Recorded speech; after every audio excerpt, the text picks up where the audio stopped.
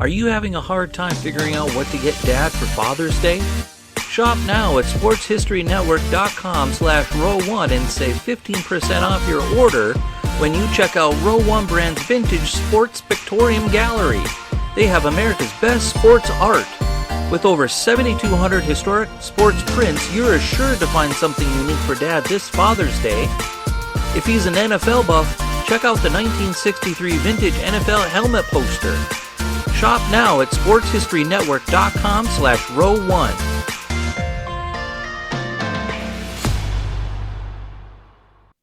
In 1992, USA Basketball put together the greatest basketball roster of all time. The U.S., well, it was represented by guys like Michael Jordan, Larry Bird, Magic Johnson, Patrick Ewing, Charles Barkley, Chris Mullin.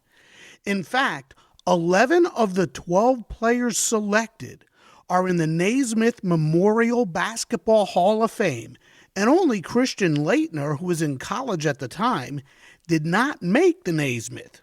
But he's in the College Basketball Hall of Fame. Yes, the 1992 Dream Team is the greatest basketball team of all time.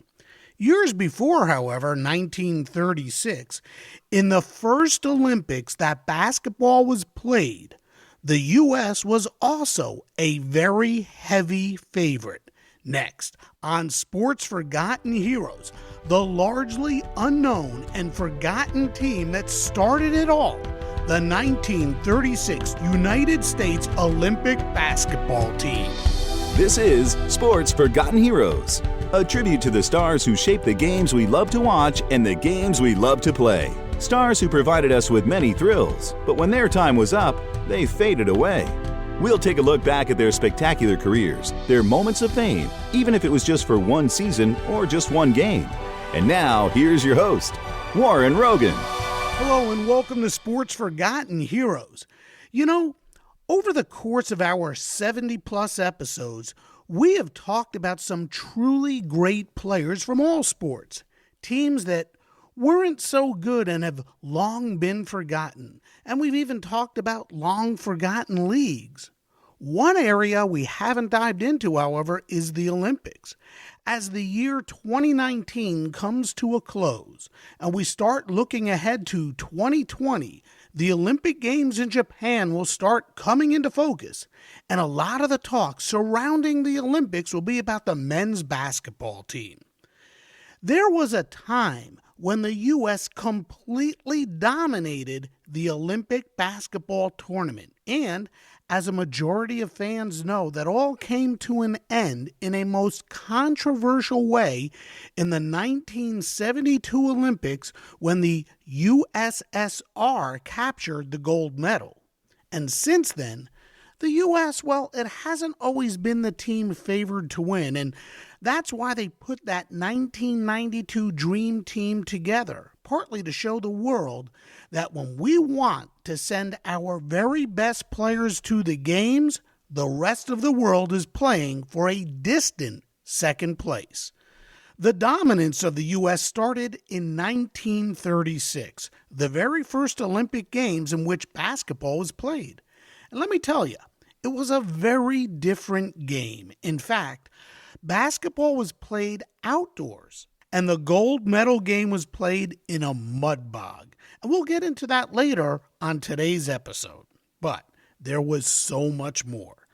The 1936 games were played in Berlin, and this was at the same time that Hitler and his goons were about to wreak havoc on the world. The fact that we even went to the games is a controversy in and of itself.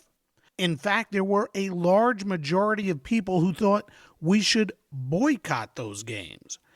The team we sent was also splintered, but not because of anything that Hitler or the Olympic organizers did, but in the way the U.S. selected the team and in the way the team suited up for the games. It is truly a most interesting topic, and we're going to discuss it all with Andrew Maraniss, who just released a most fascinating book about that team, The book is called Games of Deception, the true story of the first U.S. Olympic basketball team at the 1936 Olympics in Hitler's Germany. Andrew's research and recounting of all that happened is really good. As always, before we get there, a couple of reminders. You can follow Sports Forgotten Heroes on Twitter at SportsFHeroes. Look for our page on Facebook or check us out on Instagram. Of course, you can always learn more about our guests and the topics we discuss by looking us up at sportsfh.com. There, you can send in comments about the podcast, suggest topics you'd like to learn more about, and just let us know how we're doing. Again, that's sportsfh.com. And hey, you know, a 5-star rating can go a long way. So please, if you're listening on Apple Podcasts, take a moment and give us a rating. Oh, and don't forget, please tell your friends, family, and any sports fan you know about Sports Forgotten Heroes as we continue to build a loyal audience. One last note, at the end of today's episode, we're going to check out the mailbag, so stay tuned for that too. Okay, back to today's topic, the 1936 U.S. Olympic men's basketball team. Those Olympics are one of the most controversial Olympics of all time. The events surrounding those controversial games and just how splintered that basketball team was is certainly a fascinating topic. And here to discuss all of it with us is Andrew Maraniss, author of Games of Deception, the true story of the first U.S. Olympic basketball team at the 1936 Olympics in Hitler's Germany. And joining me now on Sports Forgotten Heroes is Andrew Maraniss. Andrew, welcome to Sports Forgotten Heroes. Thanks so much, Warren. I'm excited to do this interview with you. Great. I'm really looking forward to it as well. So, where did your interest in the 1936 Olympics and the basketball team in particular come from? Well, it was a surprise to me. I was actually in Lawrence, Kansas, at the University of Kansas to do a speech about my last book, which is called Strong Inside. It was a biography of Perry Wallace, who was the first African-American basketball player in the Southeastern Conference. And while I was in Lawrence, I'd never been to Allen Fieldhouse before and really wanted to see it. And so I took a tour of Allen Fieldhouse, and they have the original rules of basketball, Naismith's original rules of basketball, under glass there, like you might see at the archives, the Constitution or something. Oh, wow, right? really cool. Yeah, really cool. And next to it, they had a picture of Naismith with the Japanese basketball player from the 1930s. And the person who was showing me around said, did you know that James Naismith, the inventor of basketball, was able to see his invention make its Olympic debut? And I had no idea about that. And so I asked him, well, which Olympics was that? And when he said it was the 1936 Olympics in Nazi Germany, I thought, well, this could be the subject of my next book. And so that's how it began. It was about 3 years ago at Allen Fieldhouse. Very cool. Well, you know, we're going to jump around a little bit, and I'd like to ask you to sort of set the scene for us. Yeah. What was Berlin like back then? Did we really have any clue what was happening or what was about to happen in Berlin? It's a good question. I went into this project not knowing the answer. I think it's fair to say that a lot of people did know. I was surprised by the strength of the boycott movement in the United States leading up to those Olympics. You had 100,000 people march through the streets of New York City protesting the Hitler regime. There was a Gallup poll taken in 1934 that showed that 43% of Americans favored a boycott of the 36 Olympics. There was a team at Long Island University that had the best college basketball team in the country heading into the U.S. qualifying tournament to determine who would represent the United States in basketball, and they boycotted the qualifying tournament to protest Hitler. So I think sometimes we look back and say, well, no one really knew what was going on back then, but a lot of people did, even basketball players. Did not boycotting have any lasting effect on the U.S.? I mean, what were, if any, the lasting ramifications of not boycotting? If not boycotting, I think that's an interesting question. I think it just showed sort of a lack of resolve in the world at that time to confront Hitler. If we had boycotted, it would have denied Hitler a propaganda opportunity that he had at those 36 Olympics. And that's really the whole reason why he was interested in hosting the Olympics, was to try to fool the world into believing that everything was okay there. And so the reason my book is called Games of Deception is because that whole city was set up as a facade, as sort of a movie set to fool the world and to distract from the terrible things that were already beginning to happen behind the scenes.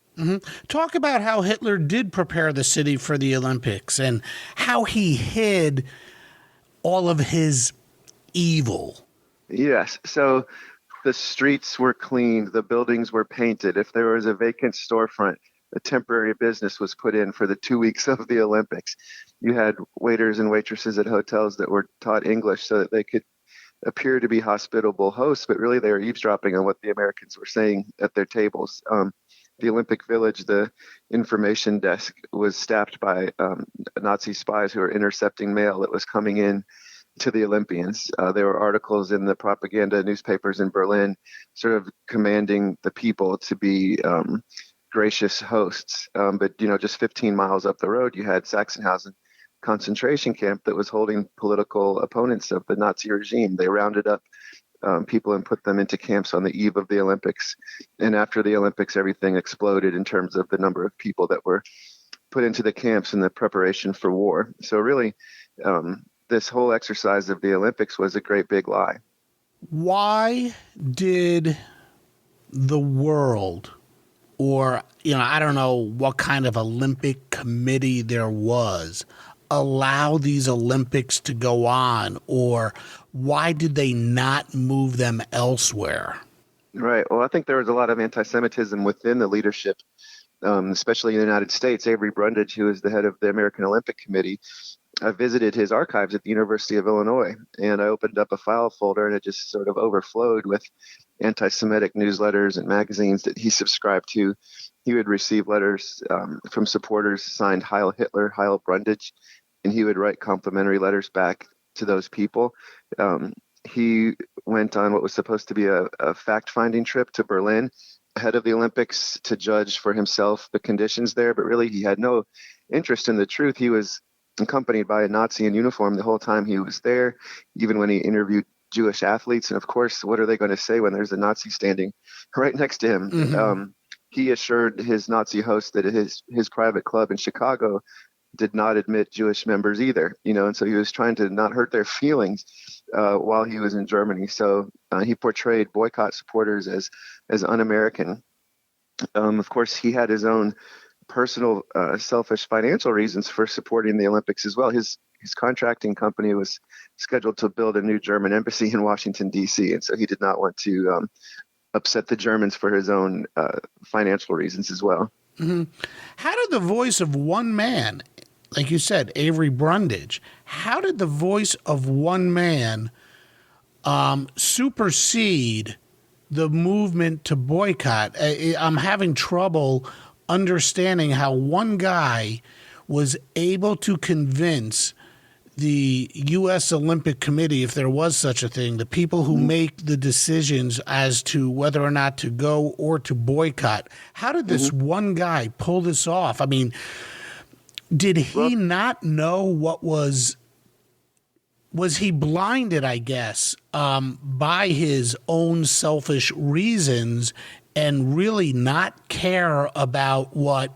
Hitler was doing behind the scenes? Yeah, well, he was one man, but he was a powerful man. He was the president of the American Olympic Committee, which was the USOC of the time. He was the most powerful amateur athletic official in the country, and he wasn't alone. I mean, that poll that said 43% of Americans favored a boycott, 57% of people were in favor of us going. He was receiving plenty of support from a lot of people around the country, and I don't think he cared. I think he admired Hitler, admired the regime there.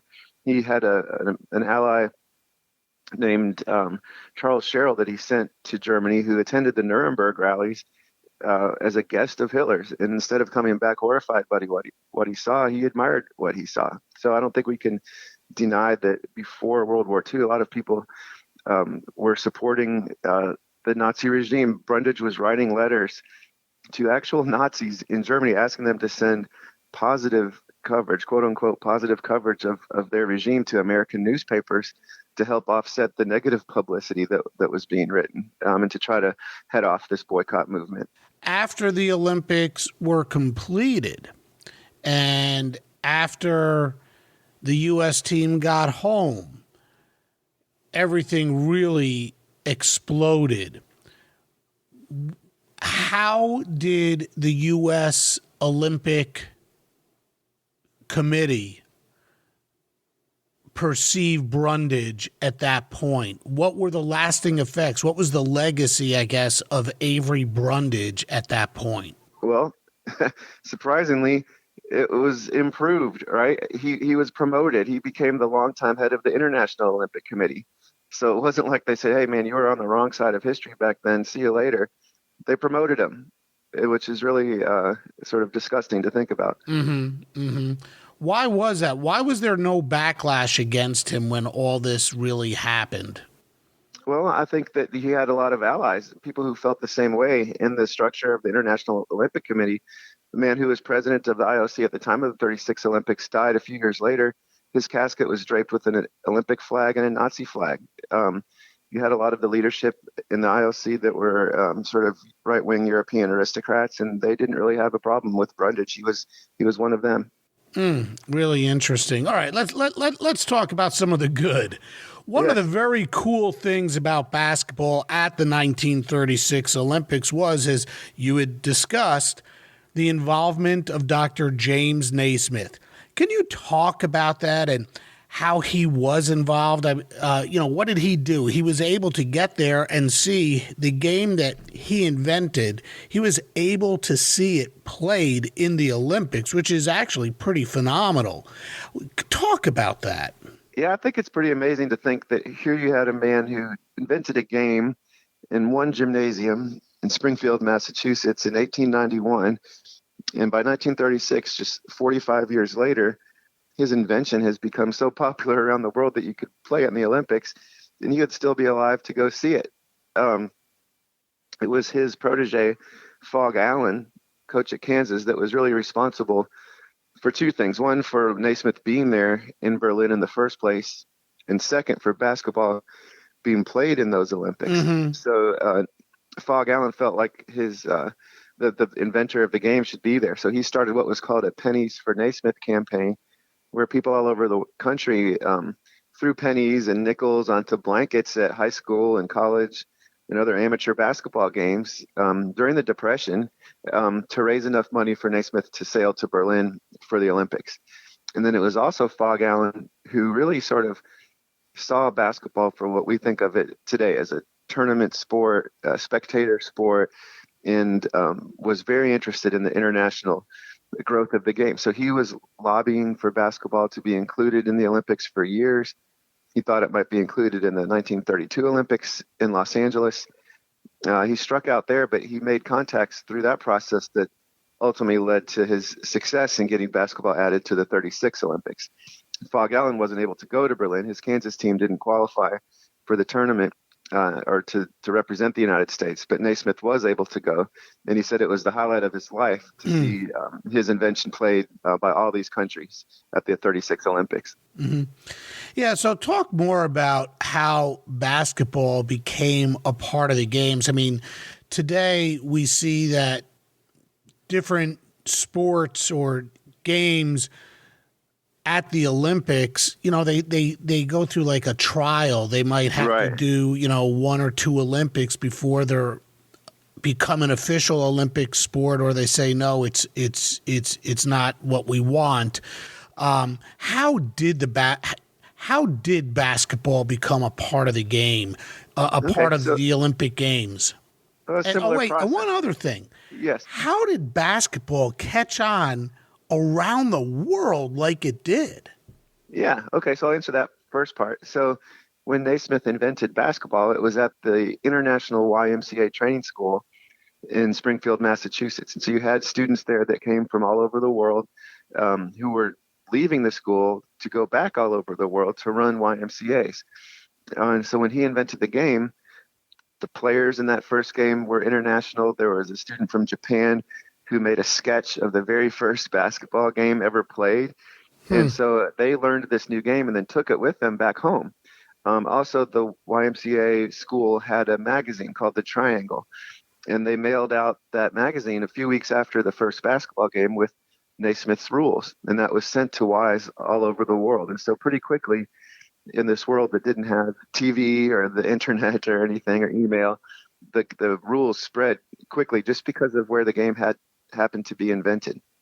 The other part of your question is, how did it happen? It was played as an exhibition sport at a few Olympics, including in 1904 in St. Louis. And after those Olympics, Fog Allen, who we talked about earlier, was a teenager living in Missouri, and he challenged the team that had won that exhibition, which was called the Buffalo Germans. They were German immigrants from Buffalo, New York. Fog Allen invited them to come to Kansas City to play a best out of three tournament. He was sort of a cocky kid, and he felt like his team from Kansas City could beat these guys. And so they came down, and they did. Fog Allen's team won 2 out of those 3 games that they played. James Naismith was the referee in the third game. And so from there, I think that's what Fog Allen had in the back of his mind is, basketball needs to be an official Olympic sport. He was corresponding with basketball officials in Japan and Germany. And at the LA Olympics, he thought that they would add it as an exhibition sport.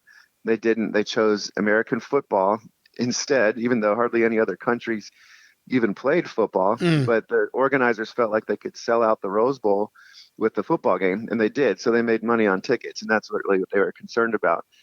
But at those Olympics, Allen met with a guy from Japan who basically promised that they would include basketball in the 1940 Olympics in Tokyo.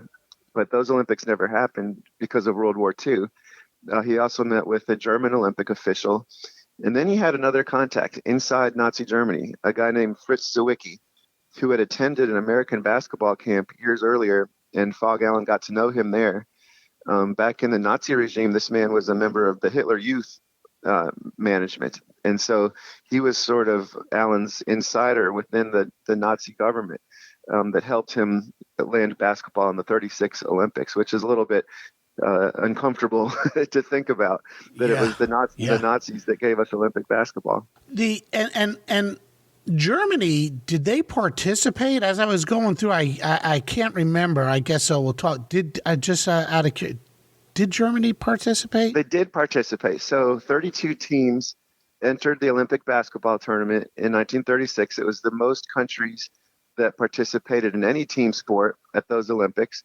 Only 31 actually played. The team from Spain went home right on the eve of their first game. Right, because of the Civil War. Right. And that's who the United States was supposed to play in the first round. So we won our very first Olympic basketball game by forfeit. Basketball, though, was not a very big deal in Germany at the time.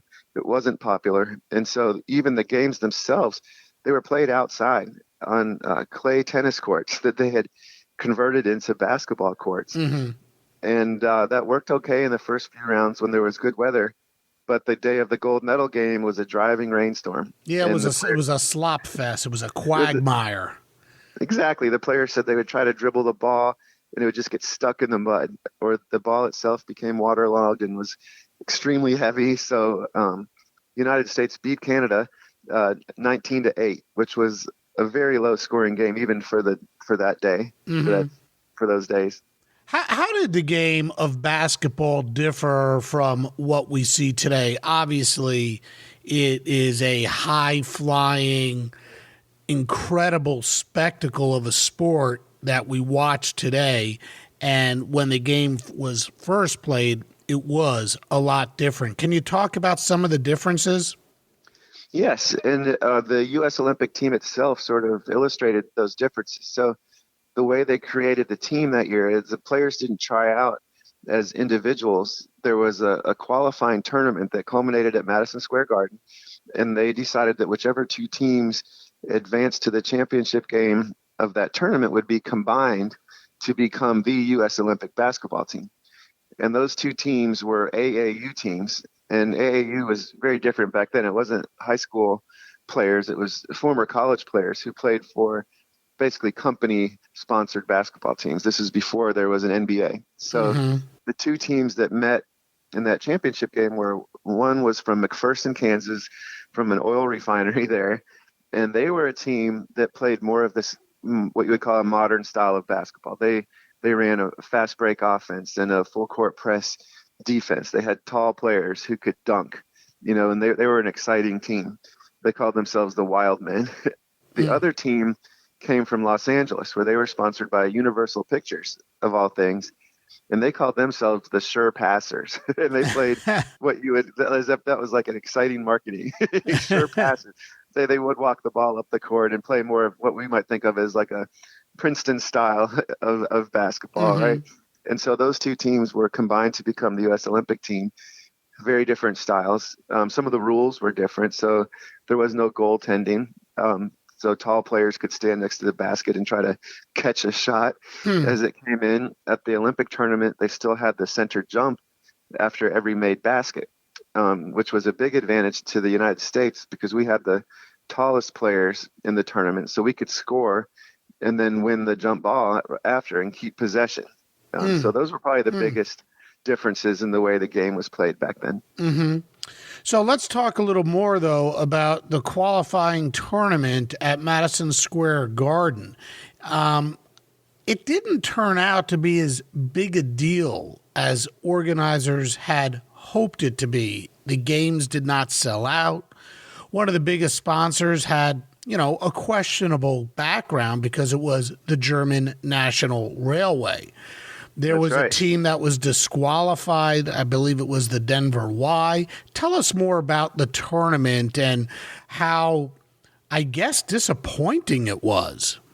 Yeah, the American Olympic Committee had actually expected to raise enough money through the ticket sales at Madison Square Garden for the basketball tournament to send the entire U.S. delegation to Germany, not just basketball, but every athlete, every coach. Wow.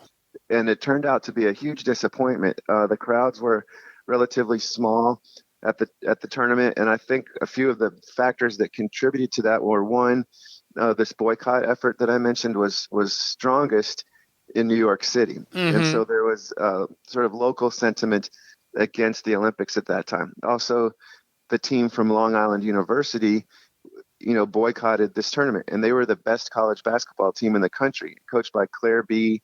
At that time, they had something like a 36-game winning streak heading into the tournament. And so you had sort of the local favorites not participating, right? And so I think those two things sort of combined to this lack of turnout for the tournament itself. You're right. There was a team that was disqualified. They had actually tried to compete in the tournament, had been beaten, and then changed the name of their team to try to re-enter the tournament, and so they were found out and disqualified, which is kind of crazy to think that would actually happen, right? And so it was sort of a bizarre tournament. They didn't raise enough money even for the basketball team to get to Berlin, let alone the rest of the Olympic delegation. And so when the team from Los Angeles and the team from Kansas went home after this tournament, they had to raise their own money to get back to New York City to get on the boat to Germany. The team in McPherson went door to door asking for dollars from the citizens and the businesses of McPherson, Kansas, to just drive gas money, back to New York City. The team from LA, from Hollywood, was about a day away from not being able to go at all. They had qualified for the Olympics and they weren't going to be able to go until finally a group of Hollywood movie stars and directors chipped in enough money for them to get on the train to New York, and they just barely made it in time to get on the boat. One thing you mentioned was the team from Long Island boycotted. They didn't play.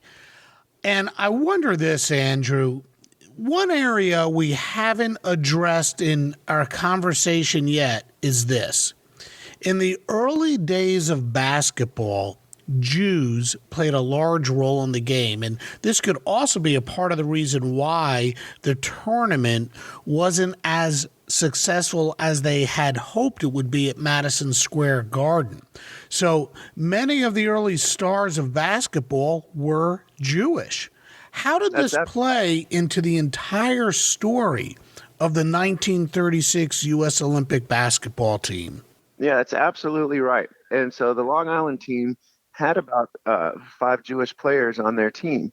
And so when Coach B sat them down, he said, if there's any single member of our team that, is not comfortable with the idea of going to Nazi Germany to play in this tournament, we won't go. And so they took a vote, and I think 7 hands went up. So it wasn't just the Jewish players that decided to boycott. But yes, New York City was sort of the center of Jewish basketball at that time. There were it was a way for Jewish kids who maybe were first or second generation immigrants to the United States to kind of assimilate, much like you saw with the sport of baseball and other ethnic groups. I do think that's a reason why the boycott effort was so strong in New York City, is because of the Jewish leadership, political and religious leadership in the city, and that certainly contributed to the sort of the fans expressing their opinion by not showing up for the basketball tournament. There was also one member of the U.S. team who was Jewish. His name was Sam Balter. He played for the team from Universal Pictures in Hollywood, and he had played college ball at UCLA. And when his team from Universal won the qualifying tournament at Madison Square Garden, he was walking off the court and was approached by a newspaper reporter who said, "Are you going to Berlin?" And he said it was at that moment that he really sort of first realized the gravity of the decision he had to make. What was he going to do? And so he asked for opinions from people that he knew and people he respected, members of the Jewish community in Los Angeles. And he said that pretty quickly, the advice he was receiving, he said, sort of devolved from high-minded political conversation to what he called a bitter personal rebuke.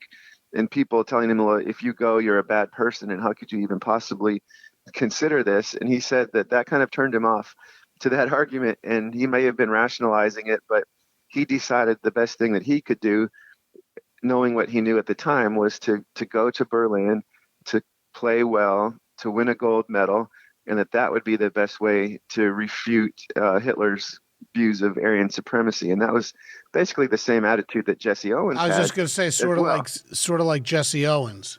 Yeah, exactly. And Jesse Owens, of course, wins 4 gold medals at those Olympics and is the star of the U.S. basketball team. And I think that in their own way, they felt like they had done what they could do. Of course, in retrospect, we know that still 6 million Jews were killed in the Holocaust, and we still had World War II. We still had anti-Semitism and racism in the United States. So, I don't know that any big picture problems were solved by their success athletically in those Olympics. But knowing what they did at the time, they felt like they were doing what was best. And I think you have to give them credit for making what they felt was the best decision at the time.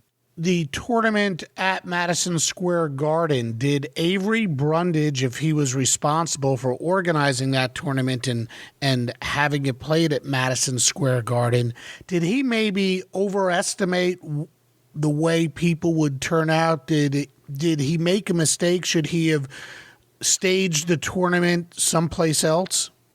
I don't think I can criticize him for that decision. At that point in history, Madison Square Garden, much like it is today, it was sort of the mecca of basketball. And if you were going to have a big national tournament conclude anywhere, it made sense that was the place it would be. So I won't knock him for that. Mm-hmm. How big was anti-Semitism in New York at that time? I mean, you were talking earlier about how big anti-Semitism was in the U.S. What about New York? Was it a microcosm of what it is in, what it was around the country, or was it smaller in New York?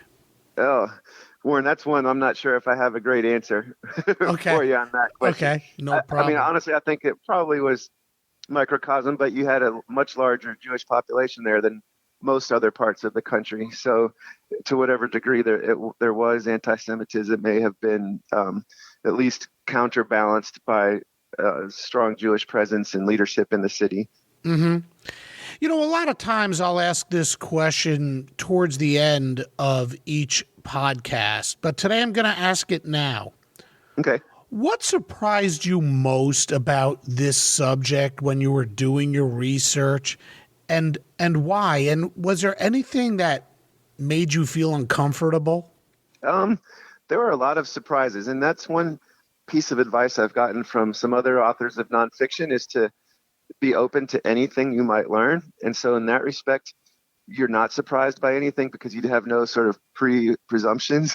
But on the other hand, you're surprised by everything because you want to be open to whatever you learn. So a few of the things that surprised me, some are just more fun basketball things and some are more serious social things. But the guy that was considered the first player ever to dunk the basketball was a member of this Olympic team. His name was Joe Fortenberry. He played for the team from Kansas, the McPherson Refiners, and he dunked a ball in New York City. And the media there had never seen a dunk before.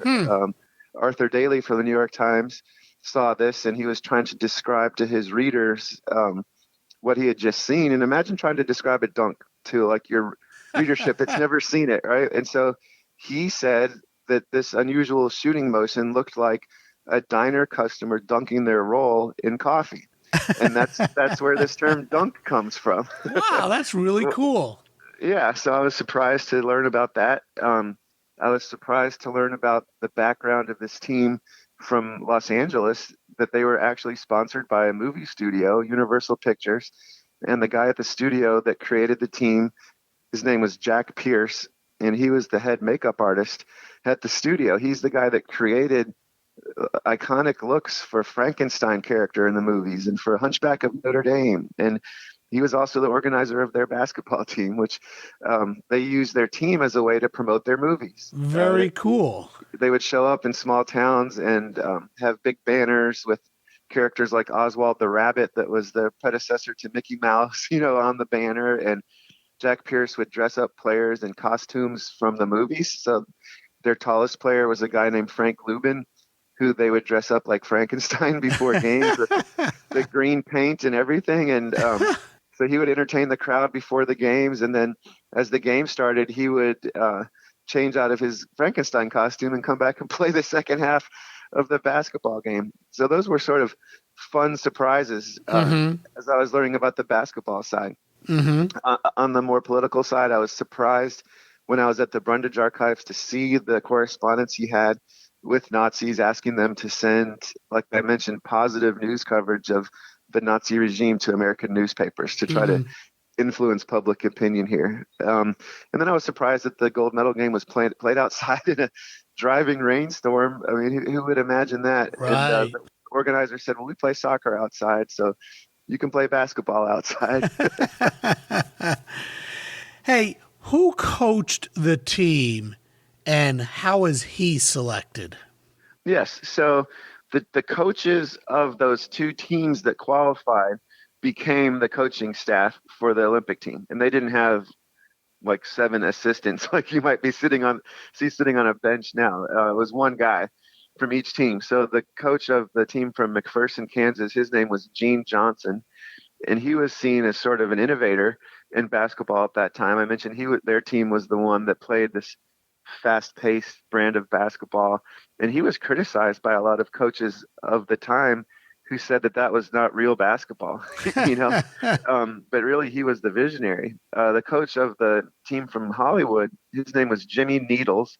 He later became the athletic director at University of San Francisco. He was just an out-of-work, unemployed, former college basketball coach in Los Angeles, and he didn't even become the coach of this team from Universal Pictures until the time of the qualifying tournament. They had been winning games without a coach, and he was just added at the last minute to coach them as they went to New York City. And so here's a guy that a few weeks before the Olympics didn't even have a job, and then he finds himself on a boat to Berlin to be the head coach of the U.S. Olympic basketball team. Yeah, great story. But his own players kind of resented him, and they didn't really know him or even want him around because they had been doing just fine without him. Interesting. All right, Andrew, I think we've done a pretty good job at setting up the atmosphere surrounding the 36 Olympics. Let's talk about the games themselves. So, in regards to basketball, how were the teams seeded and which teams were the favorites and why? Well, the favorites by far was the United States. Everyone assumed that we would win the gold medal. The tournament was set up in a really weird fashion. It's unrecognizable to us today. It wasn't any sort of round robin or bracket type NCAA tournament structure. Basically, games were played and then all the names were put in a hat. You still had sort of losers playing. It was double elimination, I suppose. But there was no clear bracket that you could look at and say, well, this is going to be our opponent next. And so everyone was a little bit confused about how this worked. As I mentioned, the United States won our first game by forfeit because Spain had to go home. The other best teams in the country were the other North American teams, which is unusual because Canada won the silver medal in the Olympics and Mexico won the bronze medal in basketball in those Olympics. And those are both the last times, the first and only times that either of those countries have medaled in Olympic basketball. Basketball, I mean, the Olympics weren't contested again until 1948 after World War II.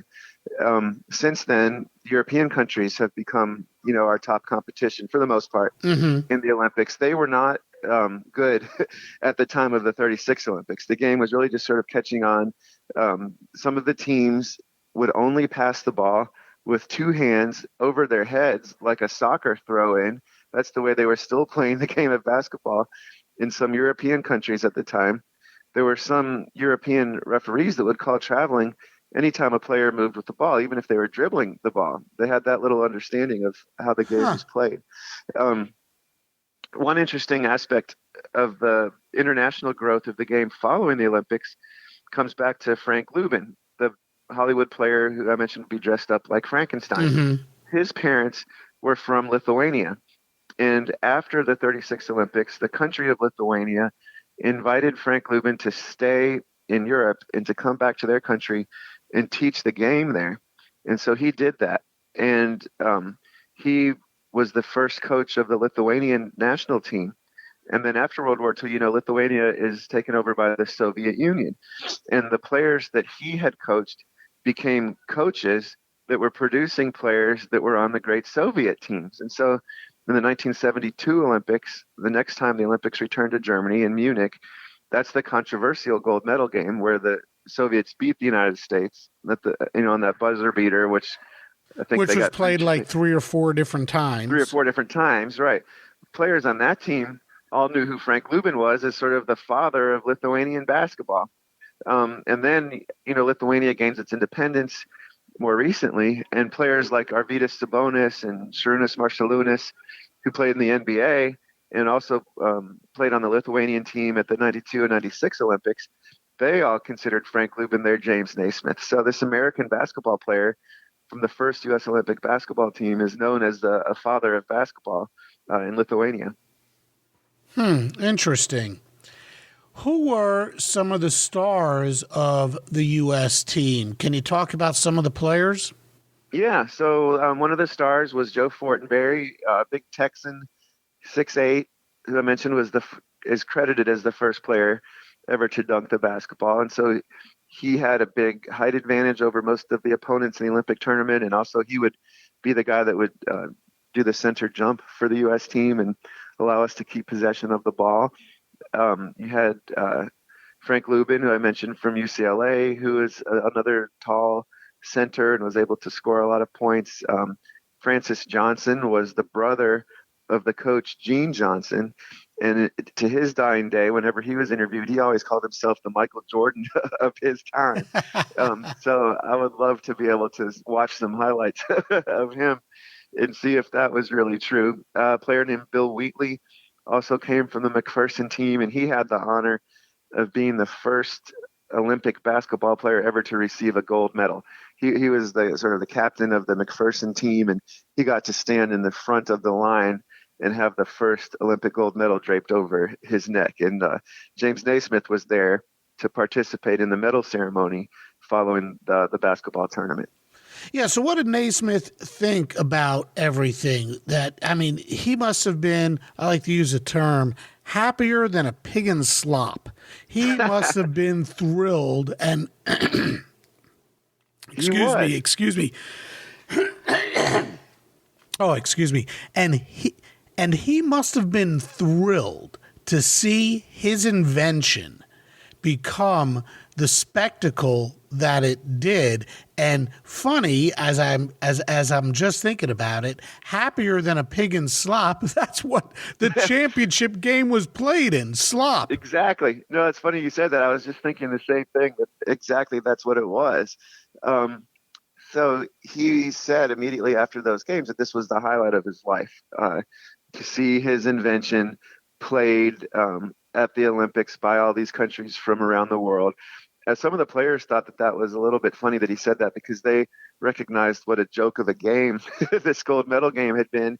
And when Naismith said this was the finest exhibition of basketball he'd ever seen, they kind of laughed about what it had actually been. But you can't blame him. I mean, here's a guy who invents a sport, and he's 76 years old, and he gets to go to Berlin and see it played. It was a tremendous feeling he had. He wrote a letter back home to his family saying that he had really enjoyed hanging out in the Olympic Village and getting to meet the athletes and the coaches from these teams from around the world and posing for pictures with them.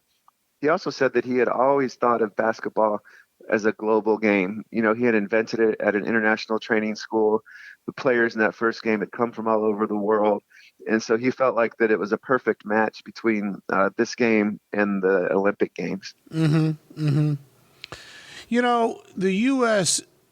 really did steamroll through the tournament. Like we talked about, they won their first game by forfeit over Spain, which was in the midst of a civil war. Then the U.S. beat Estonia 52-28. They took care of the Philippines 56-23. They beat Mexico 25-10. And then they beat Canada in that gold medal game 19-8. And that game really had to be the most interesting game of all because of the conditions. Talk more about the game and just how, I guess it had to be disappointing, but talk about that game and, you know, how it was perceived and what the actual venue was like. Did people come and watch, and the weather, and tell us about this game. I mean, 19-8, you know, wow, crazy. Crazy. So the night before the game, because I mentioned there were two American teams that were combined to become the U.S. Olympic team that year. And the rules in the Olympics were that only 7 players could dress out for any one game. And so these two teams, the team from Kansas and the team from L.A., would alternate which games they played in the Olympics. And it was because of the forfeit, it kind of threw off the alternating schedule that they had. Okay, so wait. So we really went with two teams and they really alternated, or they didn't combine them? Not really. So they were on the boat to Germany when they realized that this is what was going to have to happen. So instead of having a 14-man roster for these games, they would have a 7-man roster. And they were largely kept intact. All right. So wait. One more question with that. Yes. So was Jimmy Needles the head coach of both teams, or how did all that work? Talk about how the U.S. team was set up for the Olympics. Yes. So because the Universals team had won the qualifying tournament in New York, Jimmy Needles was named the head coach of the U.S. Olympic basketball team. Gene Johnson, the coach of the McPherson, the runners-up at the qualifying tournament, was named the assistant coach. They had 7 players, from the Hollywood team. The runners-up were able to play 6 players on the team. And then 1 college player, Ralph Bishop from the University of Washington, was the 14th player of the U.S. Olympic basketball team. They divided the teams into 2 teams of 7 when they found out that you could only have 7 guys in uniform for any one game. They were largely kept intact as an LA team and a Kansas team. 1 or 2 players switched. So the Kansans had 1 guy that was added to the LA team and vice versa. So at the Olympic basketball tournament, they would alternate which 7 guys dressed out and played in the games. And because of the forfeit, it kind of threw off the way that those alternating teams were supposed to be scheduled. And so the gold medal game, which you would assume would be played by the American champions, the Hollywood team, it was actually due for the McPherson players to play. And so the LA guys all complained to Jimmy Needles the night before that game saying, hey, we were the U.S. champions. We should be the ones who get to play in this game. But then you had Gene Johnson, the McPherson coach, who was a very strong-willed man, and he said, well, basically, tough luck. We're due. We're playing in it. So you had the U.S. runners-up that were actually representing the United States in this gold medal basketball game. And nobody foresaw this coming, and they didn't rearrange who should play that first game after the forfeit? No, Gene Johnson was not going to give that up. He considered his team better anyway. It was an upset that they lost in New York City. His players loved him, where the LA players didn't even like Jimmy Needles. He had less sort of control of what was going on. And so Johnson held on to this break that he got with having his team get to play in the gold medal game. Now, this game was set to be played outside. The weather had been pretty fine for the first few rounds, and it sounds crazy to consider playing a game outside, but for most of these guys, they had grown up playing basketball outside, just like most people do, in a backyard or a driveway or something. So they didn't at that time think it was 100% crazy. But leading into the gold medal game, it started to rain terribly the day before, and by the time of the gold medal game, the court had actually turned into what one player described as like a kiddie pool, because the court itself was surrounded by a little bit of a wall. And so the water was just collecting on this court, what was considered the main court. And so they did move the game to a side court where there wasn't a wall, but still the mud, this clay tennis court was, it was like a big mud puddle.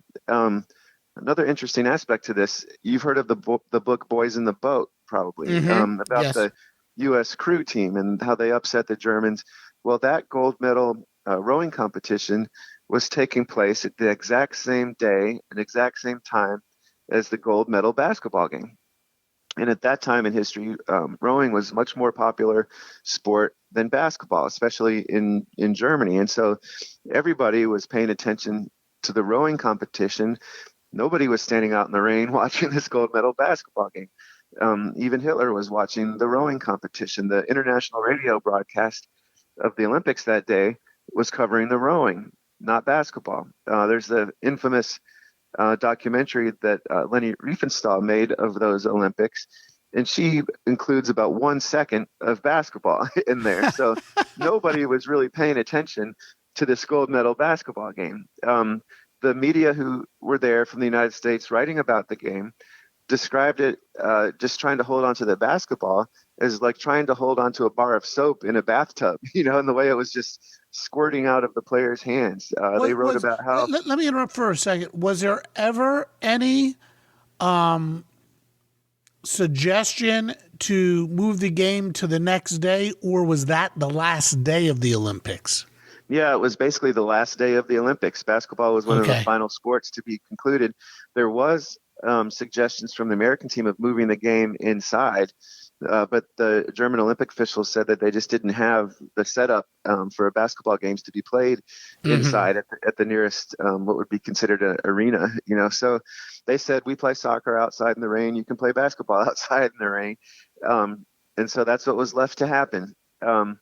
And players were sliding, almost like you would imagine a football game now, like a fun football game in bad weather, right? But it didn't make for a very fun basketball game in that bad weather. There were only 8 points total scored in the second half of the game.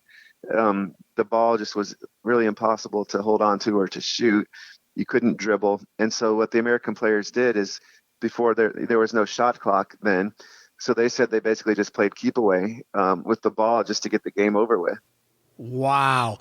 So everybody there was really in that area to watch the rowing competition. Were there any fans there to watch basketball? I mean, did they play in front of 50 people, 100 people?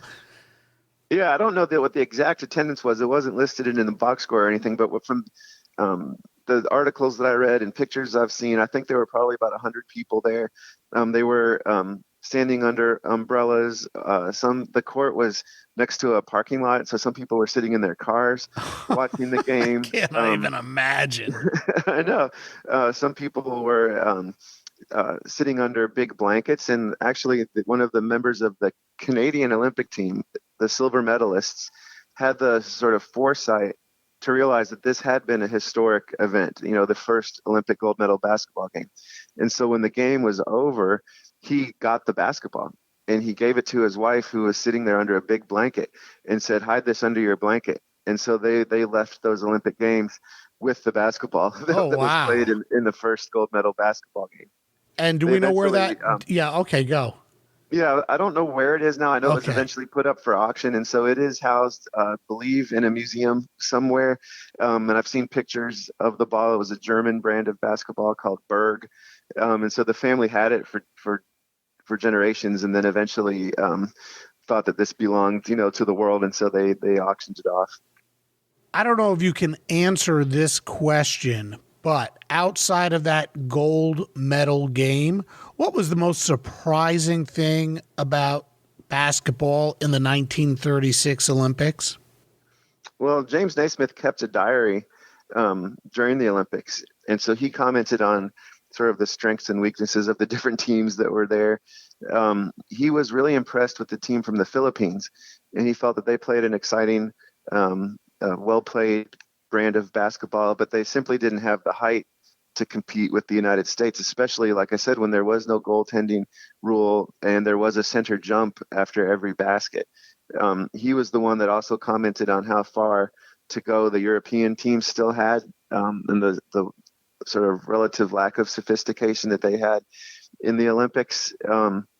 And so I think it would be a fascinating Olympics for us now as modern basketball fans to go back and watch and see in what ways does the game resemble what it looks like now, and what ways does it not. As I mentioned, you did have American players who could dunk, and they did run fast break offense. And there were coaches like Coach Iba, like well into the 1960s, that remembered Gene Johnson and this 2-1-2 full court pressure defense that he played and that they adopted. So, I mean, there was a legacy of this team and their style of play that existed for decades afterwards in the style of basketball that a lot of college teams played in the 1950s and 60s and 70s. Mm-hmm. Earlier, you mentioned that there was one college player selected to the team, and that was Ralph Bishop. How was he selected? Why was he the player selected to represent, I guess, colleges in or on the Olympic team? Right. So it had been decided prior to the qualifying tournament that this is how the roster would be created, that they would take 7 players from the winning team, 6 from the runners-up, and 1 extra player from any team. And I think that basically they were throwing a bone to the college teams that entered the tournament to take one of their players. The teams that entered the qualifying tournament represented colleges, AAU teams, and YMCA teams. Those were the 3 sort of leagues of basketball that produced the qualifying teams. University of Washington played fairly well in the qualifying tournament, and Bishop was their best player, and he was a tall player. And so I think they were looking to add some additional height to the team when that was such an advantage with the way the rules were set up. Do you know, did he get into any games? Yes, he did. Everyone on the roster got into some games. I don't know how well he played. The interesting thing about Bishop is that he was classmates at the University of Washington with the boys in the boat. You know, that famous team. They were from Washington, University of Washington, and so he hung out with those guys on the boat ride over to Germany on the SS Manhattan, and had friends, you know, both on the basketball team and the crew team. Did everyone get a gold medal? Everyone eventually got a gold medal. So at the medal ceremony itself in Berlin, only the players who had been on that roster for the gold medal game were invited to the medal ceremony. Mm-hmm. So I read a book that Sam Balter who was a member of the Hollywood team, his daughter wrote a book about his experience. And in that book, he talks about the fact that he was just playing cards at the Olympic Village, and he and one of his teammates from Los Angeles decided to go over to the Olympic Stadium. And they get there and they see the basketball team receiving their gold medals, and they hadn't even been invited to the medal ceremony because they hadn't played in that game. And so it wasn't until they got back home to the United States that they had to sit and watch their mailbox for their gold medals to arrive in the mail. So they didn't even go and watch their fellow Olympians. They're technically their teammates play in the gold medal game. Well, they did watch them play, but the medal ceremony was not until the next day. And so I get it. So he was standing on the sidelines watching the game, standing in the rain, and then wasn't even told when the medal ceremony would be and just sort of stumbled upon it. And the Los Angeles players were disappointed they didn't get to play. They were disappointed they weren't invited to the medal ceremony. And then they had to wait weeks afterwards just for their medals to arrive in the mail. Was there resentment between the two teams? I think there was. And going back to even before they got on the boat, I mentioned that there was some question of whether the Hollywood team would even make it to New York in time to participate, to get to Berlin for the Olympics. And so the team from Kansas was already in New York, and they were hoping that the Los Angeles players wouldn't make it because then they would get to play in every game in the Olympics. But they did make it. They didn't really mix that much as players, as teammates on the team. They did stay in the dormitories were set up sort of team by team. So they got to know each other some just by living together those 2 weeks of the Olympics. But they really didn't come together the way you think of a team coming together with that shared experience. Mm-hmm. Such an interesting dynamic. If you had to go back and look through and pick the star, whether it's from one team or the other, who was the best player for the 1936 U.S. Olympic basketball team and why? Yeah, I think it was probably Joe Fortenberry. He went on to some success in the AAU after those Olympics also, with the Phillips 66ers, which were sort of a famous AAU basketball team of that era. As I mentioned, he was considered the first player to dunk. And so I think he was a dominant player as a scorer and as a rebounder and as a shot blocker. And so I would say that Fortenberry would be considered the best player on that team. Though, I mean, it was a very talented team. Bill Wheatley, Sam Balter, Francis Johnson, these are great players as well. But I think Fortenberry really stood out. Mm-hmm. Were any of them around long enough to play professionally? Did any of them ever get into the BAA, the Basketball Association of America, or the National Basketball League? No, they did not. And I think that that's one reason why this team has been relatively forgotten, is that none of the players went on to any fame after these Olympics. All of them lost their jobs even by participating in the Olympics. Their employers, the refinery and the studio, no longer even sponsored basketball teams after these Olympics. So some of the guys just went to work afterwards. A few continued to play basketball for other AAU teams, but they really were a generation before the professional basketball. And so this Olympic experience was the highlight of their lives as basketball players. Mm-hmm. What's the legacy of the 1936 U.S. Olympic basketball team? Well, I think the USA basketball in general is so popular globally now. These guys are rock stars wherever they go. Someone my age thinks about the Dream Team, as just an incredible thing to watch that for the first time and to see players like Magic Johnson and Michael Jordan and Larry Bird on the Olympic basketball team. Amazing, And so for the team in 1960 that had Jerry West and Oscar Robertson, or for the Dream Team, or for players like Kevin Durant and LeBron James more recently to exist, there had to be these guys first, Mm-hmm. So I think their legacy is they were the first USA Dream Team. They put basketball on the map internationally. They were dominant then. We've been dominant in basketball ever since. And so I think that's their legacy. And it is an interesting story to think about the origins, sort of as inauspicious as they were in this muddy basketball tournament, but that's what got the whole thing going. And for me, who's interested in sports and history, it's really fascinating to look back and see how this whole thing got started. Sure. Did anyone leave Germany feeling good? Did anyone leave thinking, you know what, these Olympics help calm things? Did people leave saying, oh boy, the world's in trouble? Yeah, most of the basketball players really left having enjoyed a basketball tournament, and really weren't putting that much thought into the politics of it.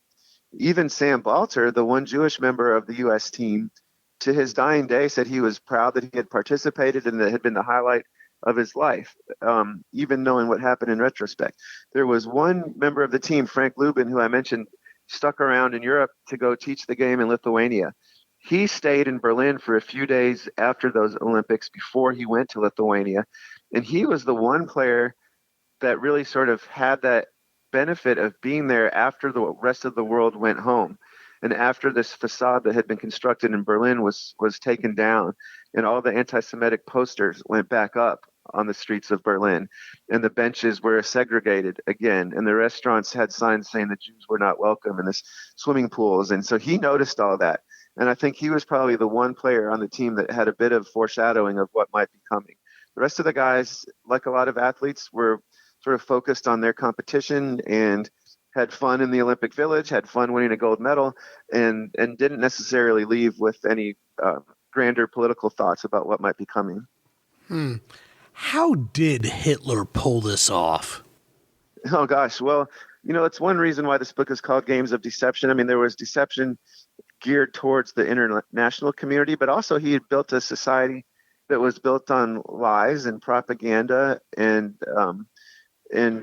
anti-Semitism, and sort of choosing a group for everyone else to blame the world's problems on, and to playing on people's the worst side of human nature, relying on people to be bystanders and not take action in the face of injustice. And it's something that dictators and despots have done over human history. And, you still see sort of remnants of that in some ways today. So it's scary political times. And I think that that's one of the lessons of this book, is this idea of speaking up when you see injustice happening anywhere in the world. I read books by Elie Wiesel, the Holocaust survivor who wrote the book Night, and he said he swore never to be silent when he saw humanity imperiled. I met a 97-year-old man when I was doing research for these Olympics named Dr. Al Miller. He lives in Cincinnati.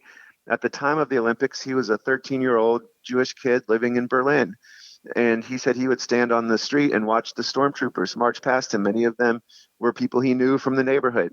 At his school, he was the last Jewish kid that was left when all the others had been bullied to the point that their parents pulled them out of the school. He just wanted to play soccer and be a regular kid at this school. At age 13, he rode his bike to the Olympics, and he said that the first African-American man he ever saw was the fastest man in the world, Jesse Owens. Wow. Year after that Olympics, his parents could see what was coming, and they got their son out of Germany. Age 14, he never knew if he'd see his parents again. They were able to escape a year later themselves. During World War II, he joined the United States Army, and because he spoke German, he was used to interrogate Nazi POWs. He became a doctor, an eye doctor in Cincinnati. And today, at age 97, he still speaks to school children in Cincinnati twice a month about his experience and about the Holocaust. And I asked him, what do you tell these kids when they ask you, like, how do we prevent this type of thing from ever happening again? And he said that the kids already know the answer. They've already typically stated the answer that morning at school with their hands over their hearts when they when they said the Pledge of Allegiance. And he said the most important thing is the last 5 words of the Pledge of Allegiance, liberty and justice for all, and to remember the for all part. And he said it's not just liberty and justice for some people, it's for everybody. And when we keep that in mind, we're in good shape. When we forget that part, then we've seen what can happen. doing your interviews, the research, it must have been such an interesting journey for you. How difficult was it to write the book, and how difficult was it to hear some of what the people had to say about that period of time in history? Well, for this book, I had a contract that required me to finish it in 1 year. My first book I took 8 years because I didn't have a contract. So I could take however long I needed. I didn't get the contract until after I'd finished writing it. So this one, the hard part was just getting it done, in that 1 year time frame. So I spent 6 months doing the research and the interviews and traveling to different archives and libraries around the country. Because none of the players were still living, that actually helped me do it quickly because I didn't have to take time setting up interviews and traveling to go meet people and that sort of thing. I did interview sons and daughters of players from that team and other experts on that era, but most of the research was archival research. It was difficult to read about the horrors of the Holocaust and a little bit sort of the disparate nature of the research. I mean, half the time I'm reading about basketball, the other half the time I'm reading about concentration camps, so I mean, to me as an author, that was what made it fascinating. And I always like to learn new things, and so I was learning about this history of a game that I really enjoy, and I was learning about this terrible moment in history. But I think that's the important part about history is we do have to learn from it, so I felt fortunate that I was learning what are the lessons of this period in history. And that's what I try to convey in the book, and to use basketball as the hook to get people into a story, but then to also have some important lessons that you learn along the way. Mm-hmm. Well, what are you working on next, Andrew? Well, right now I'm writing a biography of Glenn Burke, a Major League Baseball player from the late 70s who is considered the first openly gay Major League Baseball player. And also, along with Dusty Baker, in a game in October 1977, he invented the high five. They were the first two people ever to do a high five. And the Dodgers coined that term and used it as a marketing tool the next year. And so I'm about 9 chapters into this book on Glenn Burke. It's due in February. Well, I can't wait to read it. As for Games of Deception, I got to tell you, I think it's somewhat apropos that a book like this comes out now in the climate that we live in. And I think it would make for a terrific gift during this holiday season. So please tell us where we can get a copy of your book. Well, thanks, Warren. I do think that there are definitely echoes in this book from that time to this time. And I think it would be a book that anybody who's interested in basketball or world history or both would enjoy. And so you can find it at pretty much any local bookstore. And I always first say people should support their local bookstore. You can also find it online on Amazon or barnesandnoble.com, or you can go to the IndieBound website, which will direct you to independent bookstores around the country. But again, it's called Games of Deception, and it's really written in a way that is accessible to kids, to teenagers, and adults. And so I think it's a book that pretty much anybody can enjoy, and I loved writing it, and I hope people will enjoy reading it. Well, Andrew, again, terrific book. You've been a terrific guest, and I want to thank you for joining me on Sports Forgotten Heroes. Thanks, Warren, and kudos to you for starting this podcast. I think it's a great idea, and I'm honored to be on your show. Thank you. You got it. Awesome. The U.S. Olympic men's basketball team has competed in 18 Olympic basketball tournaments. They won the gold the first 7 times they played, winning the first 63 games they played before losing to the Soviet Union in the gold medal game in 1972. Overall, the U.S. has 16 gold medals, 1 silver, and 1 bronze. The overall record for the U.S. is 138 wins and 5 losses, 3 of those coming in 2004. And it all started in 1936 when the U.S. went 5-0 to capture the gold. The names of the men on that team from Universal Pictures: Sam Balter, Carl Knowles, Frank Lubin, Art Molnar, Donald Piper, Carl Schei, and Dwayne Swanson. From the McPherson Globe Refiners, you had Joe Fortenberry, Tex Gibbons, Francis Johnson, Jack Ragland, Willard Schmidt, and Bill Wheatley. The lone college player was Ralph Bishop from the University of Washington. 1948 marked the second time the U.S. played basketball in the games, and this time the team was made up of the best players rather than the two best teams. Okay, so this week's mailbag. I got a long note on sportsfh.com from a gentleman named John Steffenhagen, and here's an excerpt from it. My great-grandfather was Leo Lyons. He was a co-founder of the NFL in 1920, and his team, the Rochester Jeffersons, was a charter member of the league. I am currently writing a book on Leo's life, a very interesting life around football and the struggles he endured. Well, I immediately contacted John as I didn't know a lot about Leo, and the two of us got together for a wonderful interview. And now, on the next episode of Sports Forgotten Heroes, Leo will be our topic. So apropos, as the NFL is in the midst of its 100-year anniversary celebration. That's next time, the story of Leo Lyons. For now, I'd like to thank Andrew Maraniss for taking the time to speak with us about the 1936 U.S. Olympic men's basketball team. Thanks for listening, and we'll see you next time on Sports Forgotten Heroes. We here at the Sports History Network proudly partner with 26 podcasts, all revolving around the history of sports. But did you know that many of our hosts were sports history authors way before they started their shows? It's true. We've got Joe Ziemba, host of When Football Was Football, Joe Zagurski, host of Pro Football in the 1970s, Mark Morthier, host of Yesterday Sports, Tommy Phillips, host of Lombardi Memories, and Scott Adamson, co-host of From the 55-Yard Line. All these authors have many books for you to choose from. To check them out, go to our website at sportshistorynetwork.com/sportshistorybooks. Pick up your copy today. Soundtrack provided by Kevin MacLeod of filmmusic.io.